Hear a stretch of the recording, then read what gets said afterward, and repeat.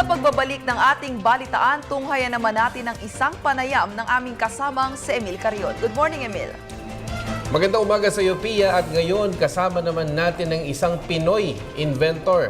Ilang araw matapos itong Yolanda victim, ito naman pong grupo ng mga Pinoy inventors ang talaga namang nagkusang loob out of their own pockets na nagpadala ng iba't ibang kanilang mga inbensyon sa mga biktima ng Yolanda. At ngayong umaga ay kasama po natin ang isang Pinoy inventor na si Mr. Leonardo Mejia Yu na naka-invento po dito sa Challenge 21. Sir, magandang umaga at Good morning salamat po, sa Emel. inyong pagbisita. Salamat din po at ako'y na-anyaya inyong bubisita sa inyong istasyon. Yes, sir. Ano po itong invention ninyo na Challenge 21 na inyong dinonate sa mga kabataan? Mga batang ika nga siguro by now ay mga nasa mga areas, mga tent cities. Yes, Paano po. po ito makakatulong sa kanila? Ang laro pong ito ay isang educational strategy board game. Okay. Ang mga bata po nung makita ko sa footages ng television ay sobrang na-trauma. Halos hindi na kumikilos sa kanilang sulok na kung saan sila nakaupo, kung saan sila nagmuni-muni sa mga nangyayari. Mukhang napakabigat ng problema na kailangan siguro ang kunting psychological intervention. Ito pong board game kong ito, sana ay makakatulong sa psychological intervention ng mga bata para at least man lang mabawasan yung trauma ang kanilang nadarama. The harrowing experience they have with Yolanda. Then, ito po sana ay matutuhan nilang muli ang maglaro. Dahil sa ngayon po, nakikita natin, sila po ay halos nalulumo at hindi na naglalaro. Meron po mga ano rito, no? Meron tayong mga ika nga mga ano po rito, mga patunay na nagsasabing halimbawa ito, relaxing and yet keeps your mind working. It's really a challenge to be first to call deal. Ito Yes, po ay po. isang executive sa Metro Manila. Yes, Paano po po. ito matatranslate sa ating mga kabataan na apektado dun sa yun? Kasi po, ang mga kabataan, kailangan nilang makapag-isip-isip ng mga bagay-bagay. Hindi lang yung nakatuon ang kanilang kaisipan doon sa harrowing ordeal na naranasan nila po. Kaya kailangan nilang mabigyan ng break yung kanilang kaisipan. And ito po, Meron po ako nakikita dito sa gawing kanan ninyo na nakalagay na parang etong game na ito, nasa kanan ninyo, no? May nakikita ako dyan sa kanan ninyo, na etong game na ito parang masayang laruin po. if iinganyo ka na mag-think out of the box. Yes po. Talaga pong makakaisip ka ng mga bagay-bagay instead of just thinking the ordinary. Yun. Yes po. Ano po ang naging inspirasyon ninyo dito sa paggawa ninyo dito sa Challenge 21? Nung bata pa kasi ako ay mahilig maglaro sa farm. Okay. Nature. Nature. Yes. Kaya po itong game ko na ito ay hango sa nature. Okay. This is a nature-inspired shapes and patterns with mathematical logic. Okay. Para po maglinangin ang kaisipan ng ating mga kabataan.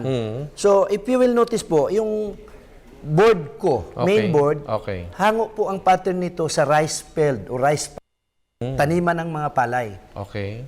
Yung main characters nitong game na ito po, meron pong butterfly. And if you will see the pattern of the butterfly, ito po. Yun. Yes. Then merong kite or saranggula. Saranggula. Ito po. Mahilig po ako maglaro ng saranggula nung bata pa ako. Manghuli ng butterfly nung bata pa ako. Then meron pong birds. Ito po. Parang lumilipad. Diagonal forms. Then meron po tayong tinatawag na shark teeth. Yung sa karagatan natin, marami tayong mga pating. Okay. Yan po ang ngipin nila. Then yung pat, yung taniman ng bulaklak, at saka box, antique boxes ng ating mga parents. Then you have the flags. So, lahat po ng characters ng game ko ay based on nature. Yun. Why nature? Kasi po, nawawala na ang maganda nating kalikasan. Maalaala man lang natin. Example, yung rice paddies. Ngayon, kinukonvert na itong mga subdivisions. Baka balang araw wala nang makikitang itsura ng rice paddies yung ating mga kabataan. So gusto ko pong i-immortalize yung imahe ng rice paddies. Yan po ang environment natin. Oh, meron pang isang comment dito. Sobrang sayang laruin. Totoo po Kahit yan. matalo ka, may engganyo ka pa rin maglaro. Totoo po yan. And this game has been played by professionals, engineers, doctors, lawyers, top commodores or general Navy. And this game can be played po by 3 generations. Lolo, anak, apo, and multiplayer po ito. 2 to 4 players can play this game. Meron pa po akong isang nakikita sa gawing kanan nyo, no, sa bandang dulo doon, na ang utak daw, your mind is the springboard of your dreams. Ayan Paano po, ito? yan po ang mensahe ko. Para sa mga kabataan po at sa nanonood, kahit na may edad na po, you have to remember that your mind is the springboard of your dreams, of what you can do and achieve. So, ang gagawin lang po natin is, we have to exercise it, enhance it, and develop it. But of course, because I'm advocating the playing of my game, I say Play Challenge 21. But there are many ways po of enhancing, developing, and exercising the mind. Reading books, thinking of the happy past lives. Yes. Sa atin po mga kababayan at lalo na sa mga kabataan sa bahagi po ng Eastern Visayas na apektado ni Yolanda, ano po ang inyong mensahe? Wag po silang mawala ng pag-asa at isipin po nila na lahat ng mga Pilipino ay nakikiramay po sa inyo at nakikiisa sa inyong mga kalungkutan at kahirapan sa ngayon. Kaya nga po ako ay nagpadala po ng konting tulong sa kanila sa pamagitan nitong aking konting kakayahan, yung board game ko po. At Inventors Society Producers Yes po. Cooperative ay nag-launching kagabi, ha? Yes. Grand opening po namin. At nung mga few days pa lang, yung Yolanda, nagpadala po yung mga members namin ng tulong. Ang unang-unang tulong na nakarating sa Tacloban ay yung pampaalis ng amoy ng mga namatay nating mga kababayan. So, si Dinky Imentira, nagpadala po siya nung isang environmental friendly na product, yung Plantix products.